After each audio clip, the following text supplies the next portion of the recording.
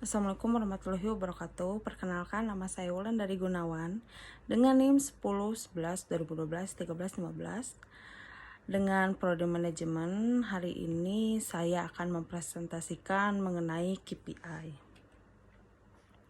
Apa itu KPI? Singkatan dari Key Performance Indicator. Adalah suatu matriks atau nilai terukur yang berfungsi untuk menunjukkan seberapa efektif perusahaan dalam mencapai tujuan bisnis utamanya. Selain itu, kehadiran KPI juga bermanfaat untuk membantu perusahaan merumuskan langkah apa saja yang diperlukan untuk mencapai tujuan tersebut. Karena proses perencanaan KPI yang tidak mudah. Biasanya hanya orang-orang tertentu di dalam perusahaan yang dituntut untuk merancangnya. KPI yang baik adalah yang mampu menjadi arah bagi suatu bisnis untuk mengukur performa selama perusahaan berjalan berdasarkan data yang telah terkumpul. Contoh, data yang dimaksud bisa berupa angka penjualan, engagement, reach, leads, growth, dan lain sebagainya. Fungsi KPI adalah mengukur apakah data-data yang diraih ini sudah sesuai dengan tujuan atau belum. Seseorang yang menjabat sebagai manajer, supervisor, lead, atau posisi strategis lainnya, pemahaman mendalam mengenai KPI adalah hal yang cukup penting. Namun, karyawan baru juga harus tahu pentingnya KPI karena akan sangat mempengaruhi penilaian kinerja ke depannya. Berikut adalah fungsi KPI. Yang pertama adalah sebagai transparansi data.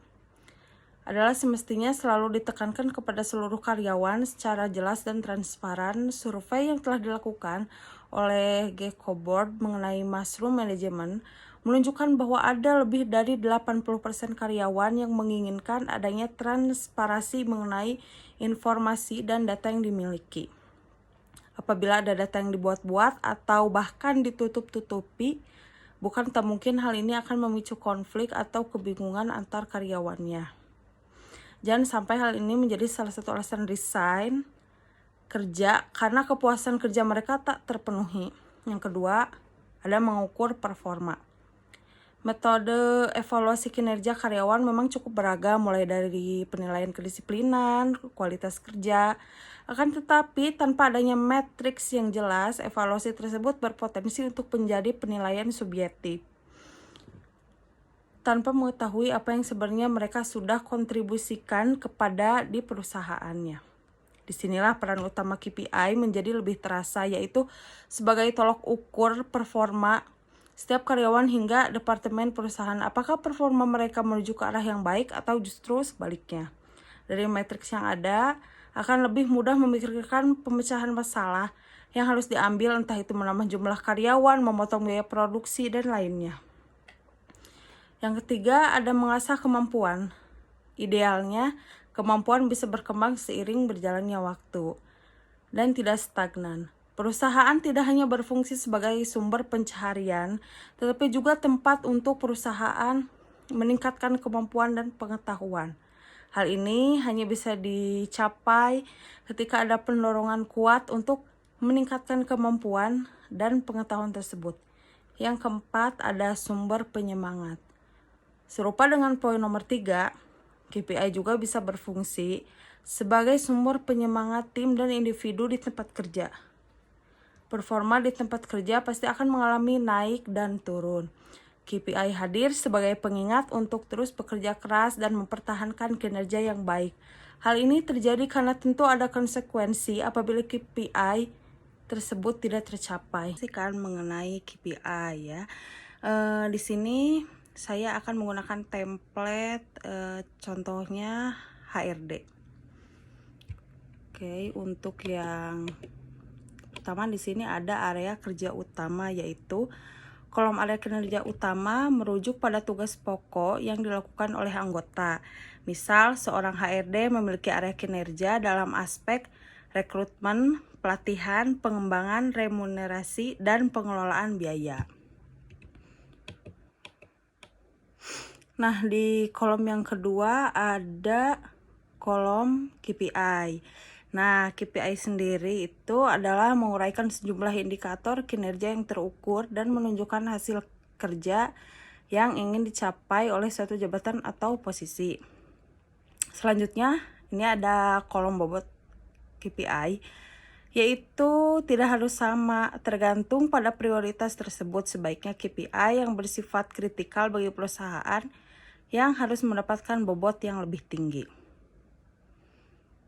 Nah, untuk jumlah total bobot harus berjumlah 100. Itu totalnya ya harus 100, dan setiap KPI minimal memiliki bobot 2,5 dan maksimal 40. Dan untuk kolom target menunjukkan target angka spesifik yang ingin dicapai oleh anggota. Pengisian angka dalam kolom target biasanya berupa persentase, rupiah, angka, nominal, lama, jam, dan lain-lain. Selanjutnya ini ada kolom realisasi. Kolom ini menunjukkan angka realisasi pada pencapaian target yang telah ditetapkan. Angka realisasi ini diisi pada akhir bulan sebelum payroll tanggal 27. Nah, untuk kolom skor ini realisasi dibagi target dikali 100.